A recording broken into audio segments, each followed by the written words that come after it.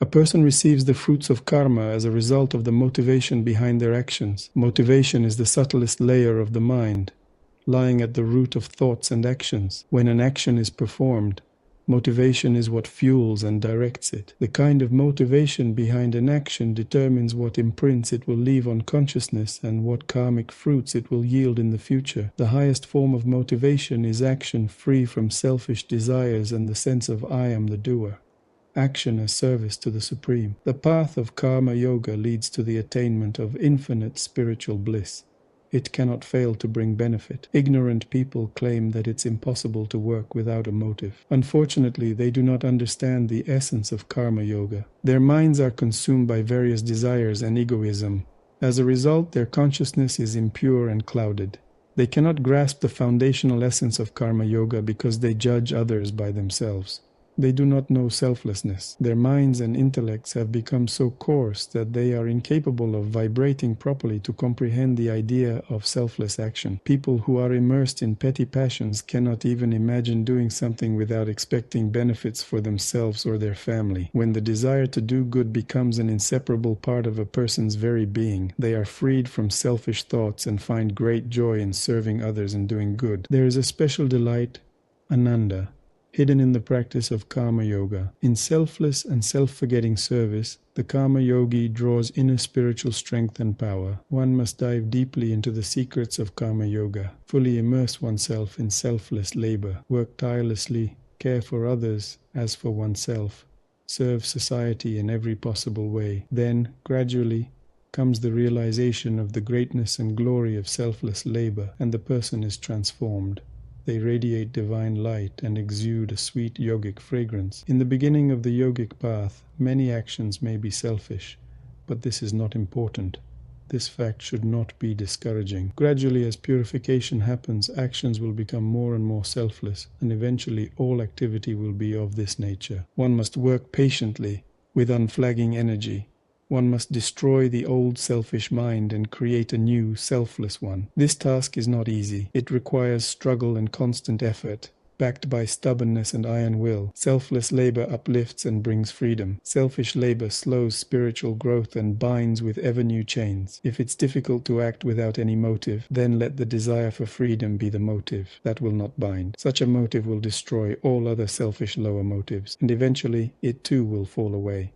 Just like the stick used to light a fire is itself consumed by the flames. The joy that an advanced karma yogi experiences knows no bounds. Words cannot fully describe their elevated state and happiness. Look at the colossal and magnificent work of Lord Buddha, Sri Shankara, and other karma yogis of the past. Their words are passed down from generation to generation. Their names are still remembered today. The entire world reverently bows to them. Can you find even a grain of selfishness in their deeds? They live to serve others and are examples of absolute self-sacrifice. Through expanding one's consciousness and purifying the heart, one attains the true spirit of Karma Yoga. Living every moment in pursuit of the ideal, only then is the true greatness of Karma Yoga understood. When a person lives to serve others, they are freed from attachment to themselves. And being free from self-attachment, they are freed from the burden of personal karmic problems, from complexes and negative memories, from everything that limits them. They simply don't have time to dwell on these things. Their mind is focused elsewhere. It has been observed that those who serve others well are always in harmony themselves. They are not torn apart by inner contradictions. A person who struggles with serving others constantly faces internal states that easily take over their mind. But the one who serves others experiences neither confusion nor doubt. Their spirit is always clear and awakened. They have faith. Meanwhile, the one who only serves themselves is too preoccupied with their own concerns. They are filled with doubts, instability, and insecurity. They are always alone with their internal limitations.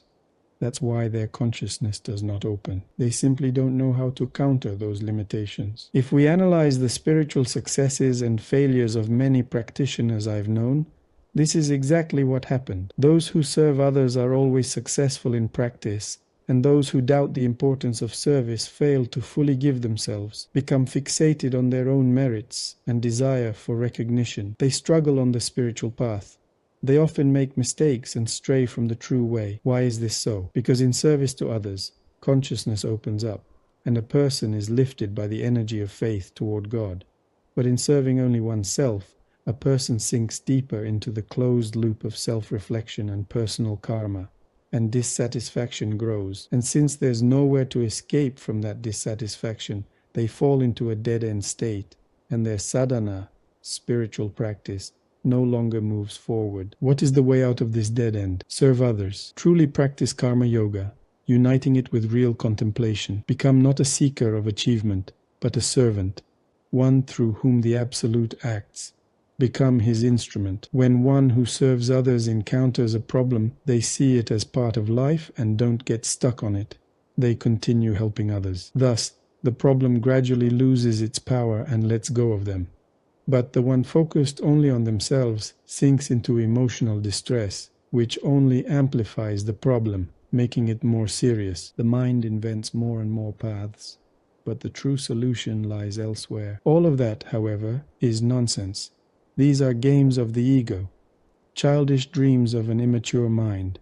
It will do one thing, then another. It will search and search, but still find nothing, because the search must happen in a completely different place, in ceasing to be selfish, in letting go of attachment to success and fear of failure. This becomes immediately obvious when a person is immersed in such a state. They can only help themselves once they realize that ego and self-importance are obstacles. They are like chains on the feet.